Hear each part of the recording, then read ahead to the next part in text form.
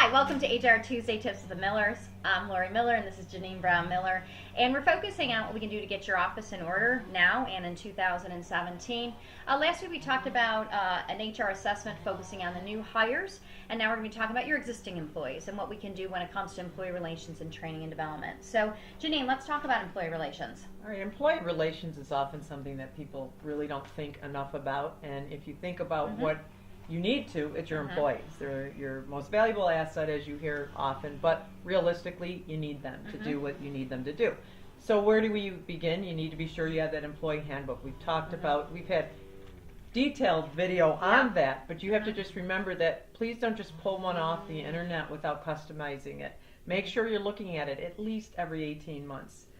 Do you do performance reviews? I don't care how small you are, you need to let people know how they're doing. You don't have to have anything fancy, but you need to understand, more importantly than the form, you need to know how to address people and how to address performance.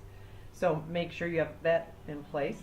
Harassment policies, we all hear about this. You know, workplace violence, bullying, ethics. All of these things are extremely important. So how is yours? Do people understand it? Is it well written? Is it clear? And then we talked a lot over the last several weeks about overtime regs related to exempt, non-exempt status. Quick reminder on that as well. For those of you that tune in every week, I would bore you if I get into it. But you can also go in and watch past videos to understand what I'm talking about there. So you need to be in compliance with the overtime, not only classification but record keeping. Excellent. These things also require some good training. Absolutely, and with what you were talking about, just some of the things when it comes to your current employees. One, you talk about the performance management process. Aligning with that, your training and development efforts, you should make sure that all managers are trained on how to actually give a performance review effectively.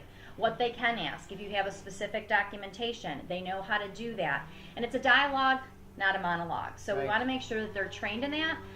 And also, if you have specific goals, once again, that performance management process is about making sure people are living up to the expectations and there's clear goals. So you want to train your managers on how to set those goals and making sure they're holding their staff accountable. And with the employees, you should also be training them when they actually have a review, what they should be doing, what they should be bringing to the table. And then you also talked about work ethics. You want to make sure that you're training all employees on the standards within your organizations. What is your work ethics policy, and making sure everyone's getting along within the organization. So hopefully they're giving you some things to think about when it comes to employee relations and in training and development, particularly with the performance management process and of course work ethics, critical areas. When we come back next week, we're going to take it look at your records management as well as some legal considerations. So sit back, relax, we got this.